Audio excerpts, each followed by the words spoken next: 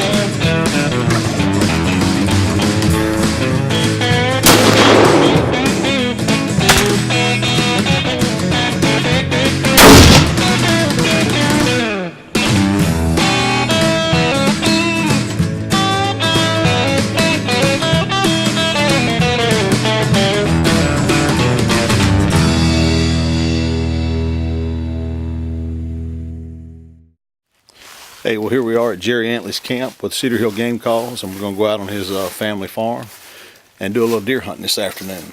So stay with us. We'll be right back. Good. I'm Jerry Antley with Cedar Hill Game Calls. We're here today at Taterbug, and one of our calls that he has on the shelf here is our doe blade can. Very easy to use. You just simply turn it over.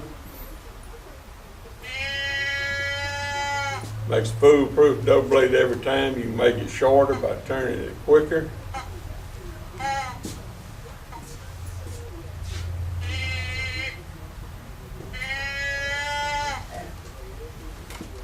Works every time. Right here in Union Parish, bring those bucks and does both running in.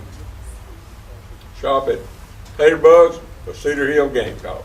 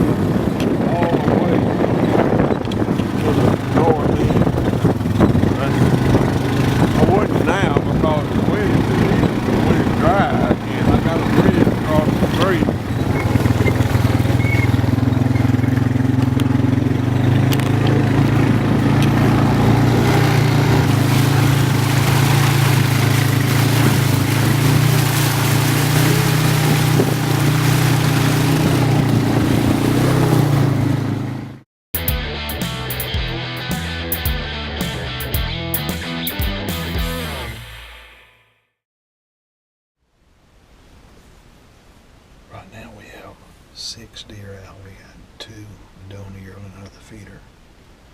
Got 1 maiden doe up in the green patch, and there's 3 here behind us. And that's a good herd of deer to have out here watching. Yeah. So, kind of excited about that right now. Okay.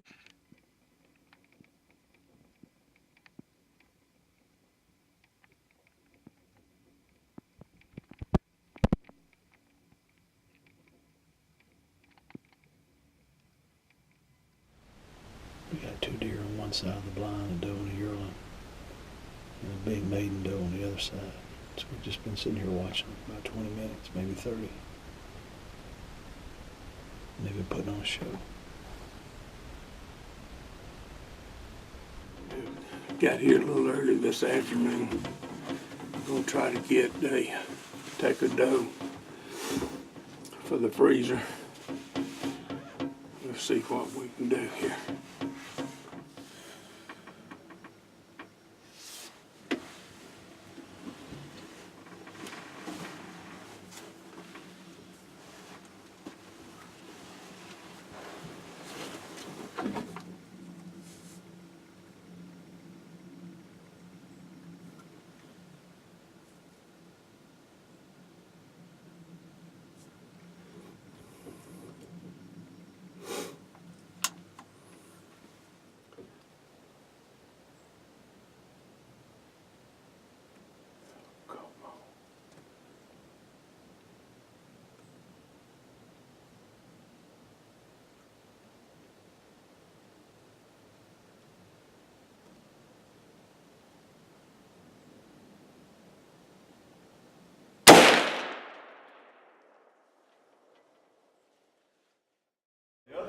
mixture, I noticed you had roasted soybeans. Right, we do. We roast our own soybeans. We have a roaster down below us. The soybeans go into this big bin is where they're stored.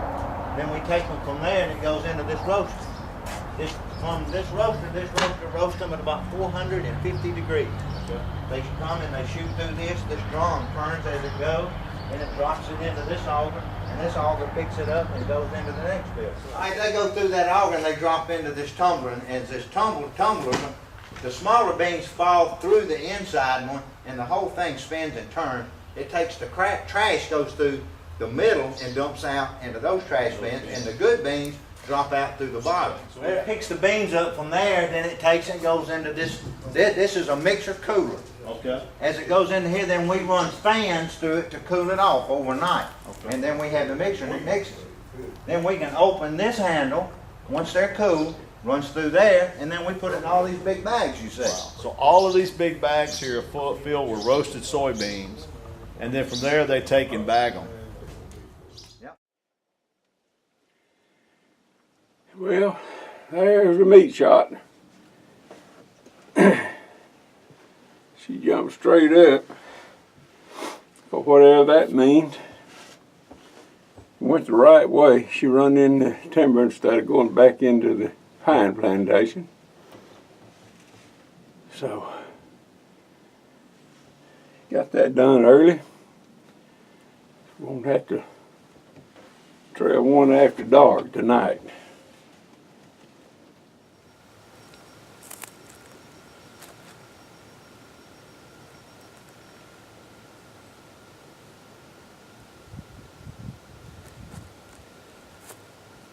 That blood, in fact, that looks like maybe lung.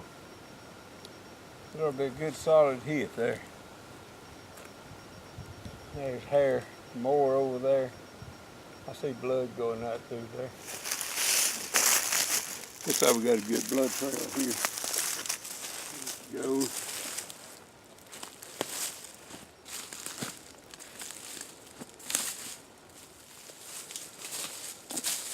Good blood there, real good.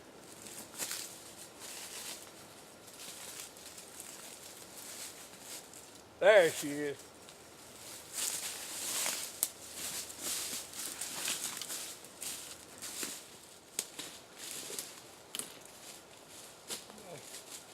She went down right there first. Got it up, made it right over to here. There she is. Well, oh, good doe. She went about 125 yards.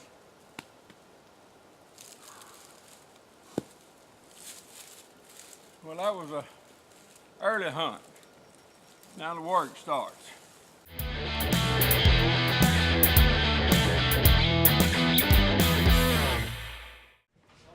We've been talking about the little scratch box and how you got it started, and that's kind of became the industry standard for scratch box. Yeah. The name that we picked out was just for this call. We never dreamed we would have a name that would be so common to this type call that the whole line of little box calls would end up being called scratch box. Similar to a Coca-Cola or a Coke. When you say Coke, that can mean any drink. Right. But it came from the name Coca-Cola, and that's, you know, it's a thing in the industry to be proud of, that this little box became so popular that the entire line of this type calls was known as scratch box calls. And you would have never dreamed that when you were out cutting down cedar trees in the hills of Union Parish that it would have become that, would you? Had you told me that back then, I'd have laughed at you. And of course, it took a lot of hard work and a lot of time and a lot of effort, but we were more successful than we ever dreamed we would be in promoting this little box call and building a company from this to today. We have probably close to 100 different items, different game calls.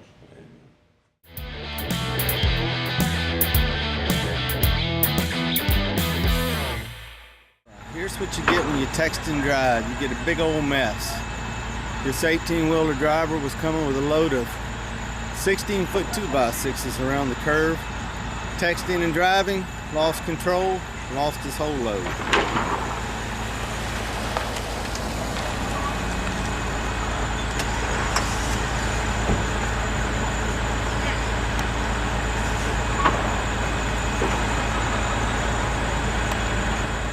Now if you look over here, there's a sight you don't see too often.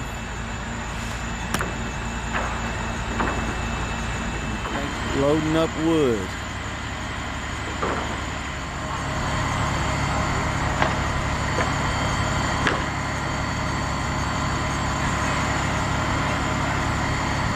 Here's what you get when you text and drive. You get a big old mess.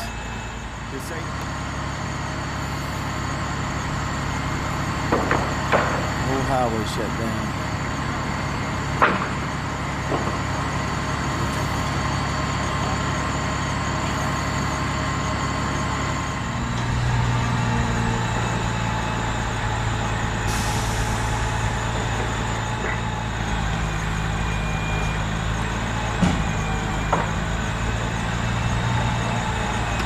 This 18-wheeler driver was coming with a load of 16-foot 2x6s around the curve. Texting and driving, lost control, lost his whole load.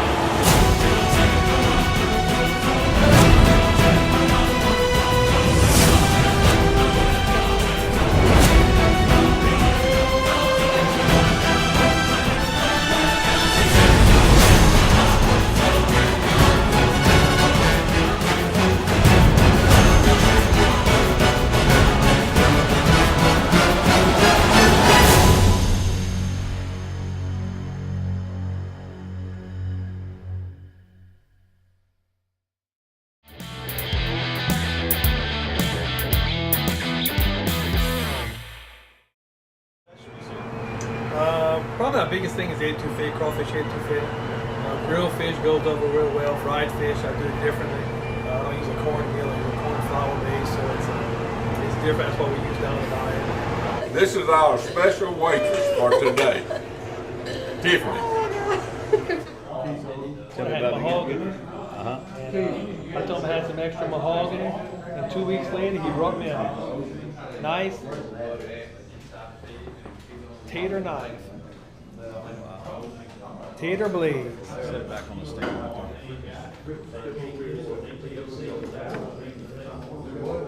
And he made that.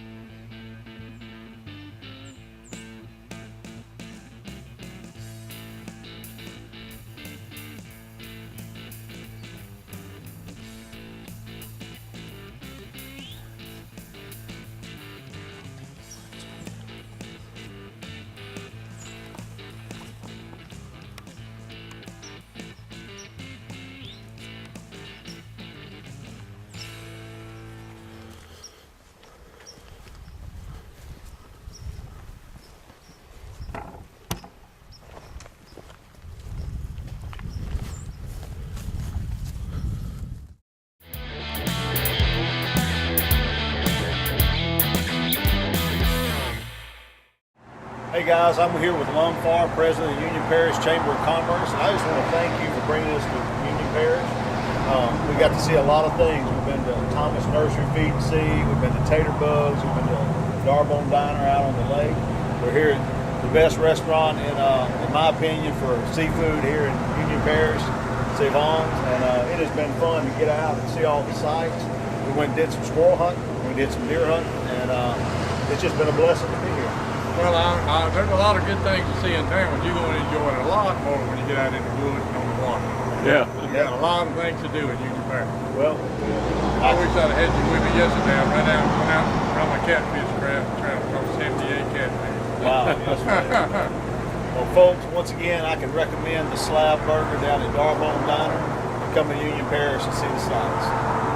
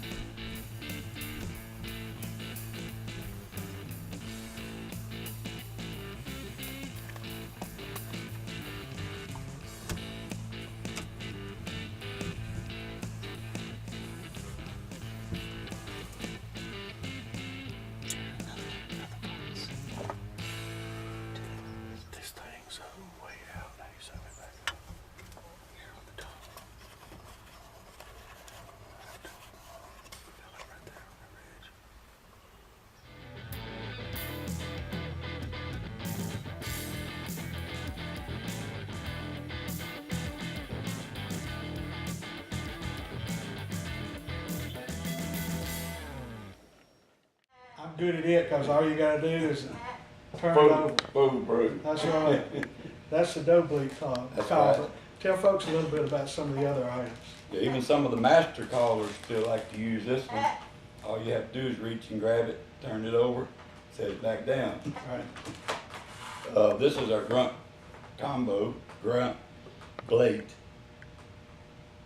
You can put the hose in and it makes it just a little quieter. Gives it a different tone. So you push the little button down. The little blade.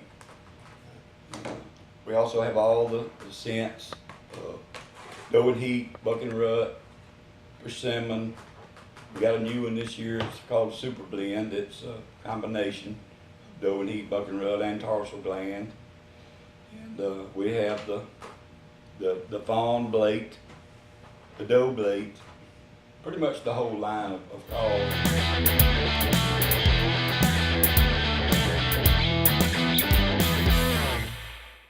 Sausages made across the street over there at Limble Wild Game Processing. It's a good thing about having a camp here, right where we got it. Skinning rack right there in the processing plant right there. He does around 2,000 and 3,000 deer a year. In fact, I just got, the one we got was 2,400. Yeah, 2,400 already. 446, that means He he did went it. around. He said they cleaned the book yesterday. Yeah. Yeah. Is that ready to be stirred? Yeah, you can start. It's getting ready to come to a boil when it starts. I got me a paddle very similar to that for crawfish. Crawfish. I'm gonna tell you what happened. That's my nephew. I left mine at home. I got a steel paddle. I mean, a aluminum paddle with a dipper that I dip all the food up. And I got here the day before yesterday. He told Mr. Martin, I can't believe this. I left my paddle. Right. I'll have you one before we cook. Is that your cooking case right Yeah, my wife don't touch that. I don't even let my wife get close. You got What, ceramic knives in there? I got all my knives in there.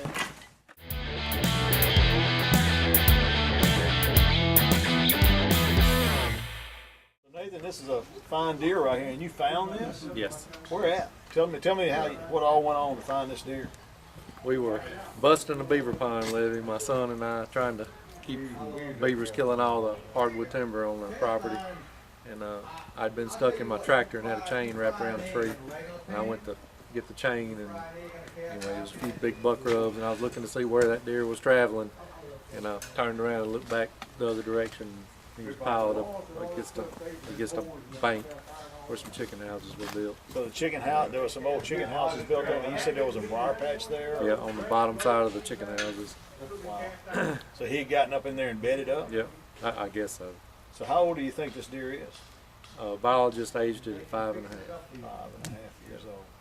And that is a fine rack. Now you had some pictures of him, and one of the identifying marks is this kicker right here, right? Yep, and there's one on this side. It was a little harder to see, but you can tell it on the camera. So it's hard not, once you see him on camera, it's hard to miss Yep. this And actual that, deer, right? Length of these. And the length of the brow tines.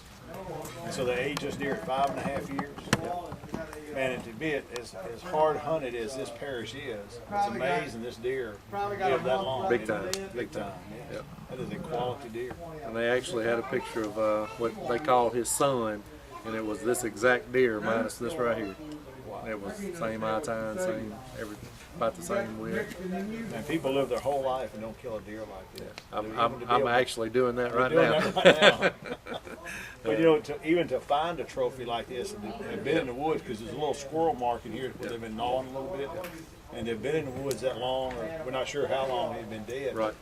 He's completely decomposed the skin and stuff off, so he's been there a while. That is a tremendous shape to find this rack in. Most of them have been eaten up, you know, they're in bad shape when you find them. But that is a quality trophy right there. I've had just as much fun pulling it out and showing it to folks as I have Just be able if to I'd have hold, killed one. just be able to hold it and say it's mine. Yep. I was proud to find it. That is good stuff right And there. all the guys around that hunt in that area were proud to know where he went because they said they hadn't had any pictures of him in 3 years. So the last picture was in 2012. That's why. Yeah. And it's 2015, December of 2015. So that's 3 years since the last picture. So it just gives you an idea how a deer can actually live in a heavily hunted area like that and grow to be this age, and then die of whatever causes. And that's just a testament to their abilities. Right?